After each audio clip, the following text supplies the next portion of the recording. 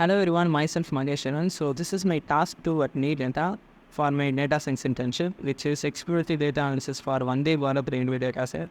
So this is the place where my notebook is present. Along with it, my dataset is also present inside the Jupyter environment. So we'll be loading this dataset into a program and we'll be performing exploratory data analysis on it.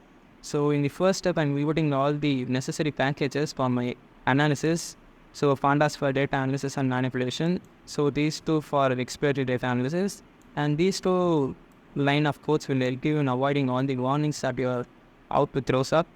So first I'm encoding those. So followed by, so here is where I'm loading my data set using the read_csv function. Inside that I'll be passing my location for my data set. So I'm loading them in the data variable. So this head function will give the top 5 records of my data set. So this is my data set. So followed by, so I'll be exclusively using this columns function to look at the columns of my data set. So this shape function will give the dimension of my data set. So first one for the number of records and second one for the number of columns. So this info function will give some information about my data set. So using this display function, I'll be getting the calculations. So using this,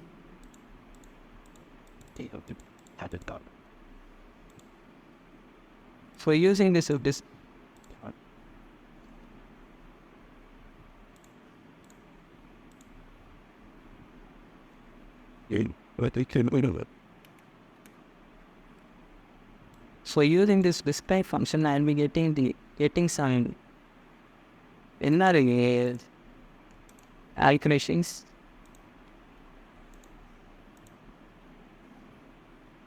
So using the describe function, I'll be getting some calculations exclusively for exclusively. So using the describe functions, I'll be getting some calculations exclusively for my integer data set, integer variables. So using this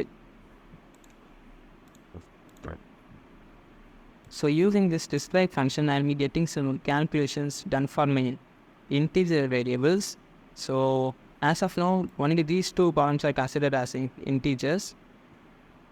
So using this count function, I'll be getting the number of records present for each and every column.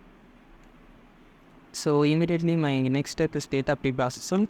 So while looking at the data, I can see that for the distance column, it is not completely in the integer because the units are also mentioned, and also in some other metrics also it is present. So we'll be filtering this one, followed by the time.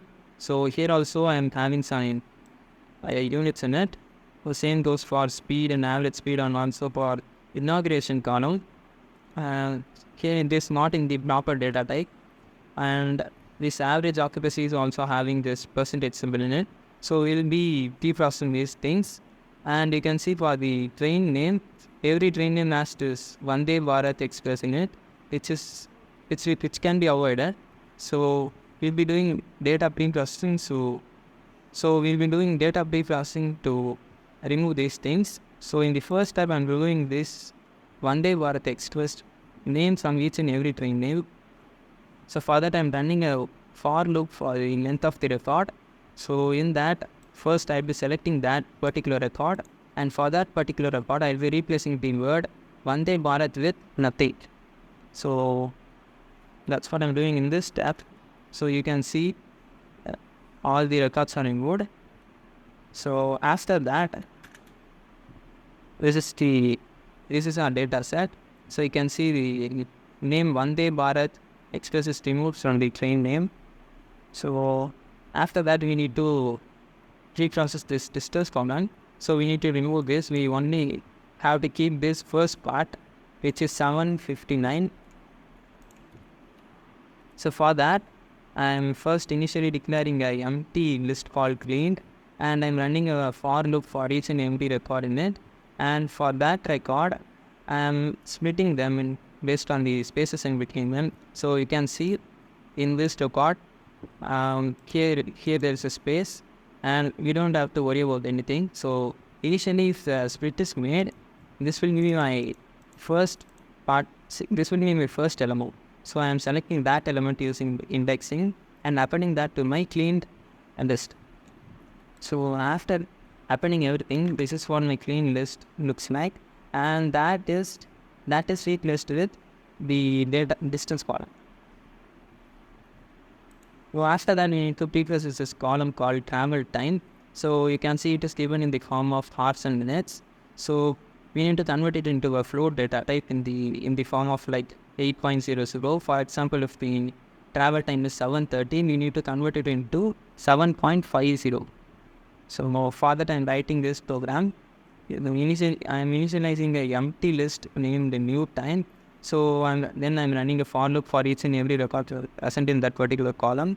And for that value, first I'm replacing the h and m from it, and I'm splitting it based on the spaces in between them. Then I'm storing the hours in y variable and the minutes in the z variable. Then I'm converting them into a string and storing them in the a list, appending those to my new time list by joining them, and in between them we'll be placing a dot. So after that, this is the result for our new time. So we need to replace our travel time with this new time. So I'm doing that. So you can see this is our current data set. So we need to, after that we need to reprocess this speed column. So here you can see it is given in the form of 130 km per hour. The units are written, and also it is in the different metrics like 81 miles per hour. So we are only taking this one. So for that I'm writing this set of programs. So as usual, I'm initializing a empty list called cleaned, and I'm running a for loop for each and every record present in that particular column, and I'm splitting them based on the spaces between them, and I'm selecting the first value and appending it to my cleaned list. So this is what my clean list looks like. So I'm replacing this speed column with this cleaned list. So after that, this is what new data set looks like. So I need to do the same for average speed. So I'm repeating the same step for average speed column also. So now you can see it is being made. So now I need to change this inauguration column into a proper data type. For that I'm using this toDateTime function under pandas, and just passing those columns in it. So for this column, using pandas and converting it into a datetime data type of this column. So after that, you can see the changes are made. So after that, I need to change this column. So in that, I need to remove this percentage symbol from it. So for that, I'm defining a empty list called cleaned. So I'm running a for loop for each and every record present in that particular column. So in that record, I'm replacing this percentage with nothing, and I'm appending that to my cleaned list. So then I'm replacing my column. Then I'm replacing my average occupancy column with this list. So you can see the changes are made. After this, we need to rename our columns for better understanding the data set. So as we have done pre-processing previously, so we have removed the units from our values. For example, for the day, for the distance column, we have removed the kilometer unit from it. So to understand it better, we are renaming this distance column into distance in kilometer, and doing the same for all other columns using the function rename. And in that, I'll be passing this parameter called columns, and inside a curly braces, the first parameter as my column name, and the second parameter as my new renamed column name. So, and this is what I am doing, and after that I need to use this function only then my changes are permanent. So we have done that. So using this dType function, I can check out the data type of my columns present in my data set. So you can see most of them are in objects, even though we have changed several columns. they are still in the object data type. So for that, I'm using this function called as type. So inside the as type, I'll be passing the data type, whichever I need, whatever I need on a column to be. So for the distance column, I'm converting them into integer data type, and for the travel time column, I'm converting them into float data type, and speed and average speed column into integer data type, and same for me average occupancy percentage, which is it is a normal degree. So now you can see the changes are made. So this is what my pre-processed data looks like. So then we are checking if there are any null values present in our data set. So there are no null values. You can do. So with this, you can check if there are any null values present for the particular column. So there are no null values present. So now we are storing this data set using the function toCSV. So this is my name for the cleaned data set. And after that, I am passing this parameter index equal to false. By default, it is by default the index is true, which means we'll be adding an extra column for our CSV file, which has 0, 1, 2, 3 for each and every record. So record 1 will be having the index 0 and record 2 will be having the index 1. So to avoid that, I'm setting the parameter index as false. So you can see there are only there's only one CSV file, which is the original one. So after running this, you can see the clean data set is loaded here. So we are taking the clean data set. So we are done with the pre-processing step. So next is exploratory data analysis. I'm using the function bar plot, which is present under the C1's package. So this is the chart I made. So here you can see for the train from Kasaragod to Thiruvananthapuram, it has the highest occupancy average occupancy, which is around 175, meaning if there are only 100 seats available, there are 175 passengers traveling in that particular train. So that's the maximum, and the minimum being the Indore to Bhopal train. So after that, so for plotting this, I'm using, so this makes the base for my graph. So this is in the form of x, y. So for example, if you are increasing this one, 16,6, this is what I get. The width is increased, and the second one is for second argument is for height. So if you are increasing that, so you can see I'm getting a square shaped chart. Yes, at the third, the traits. So after that, I'm plotting a bar plot. So you can see from this graph that from Delhi, 5 trains are originating. Even Mumbai sends 5 trains. 2 trains has Chennai as their originating city. This is the operator column. For this, I'm plotting a pie chart. So what I'm doing is, first I'm selecting that column, and I'm with this function, I'm making a frequency table for it. Then using this plot pie function, I'm plotting a pie chart. You say that this is the parameter I passed to label my pie chart. So for example, without that, this is how my pie chart looks like. So with this,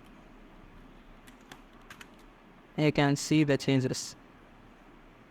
And title is for title, and Y level is for and labeling them, and this is to show the chart. So after that, I'm plotting a histogram for distribution of travel distance. So for this, I'm using hist plot.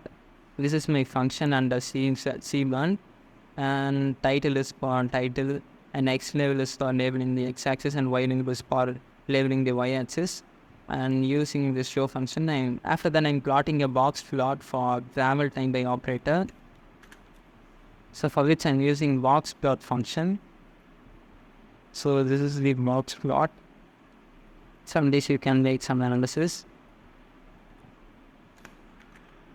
So after that, I'm plotting a scatter plot between distance and travel time, which is colored by the operator. So for which I'm using scatter plot function, and the first parameter will be, and in the x we'll be passing the x-axis, and in the y we'll be passing the y-axis, and hue is function is used for color differences. So the color differences based on the operator column. Since the name of our data set is data is data. This is for title, and x label is for labeling the x-axis, y for labeling the y-axis, legend is to for this scaling thing. So this is how my outcome looks like. After that, I'm plotting a line graph for my inauguration dates.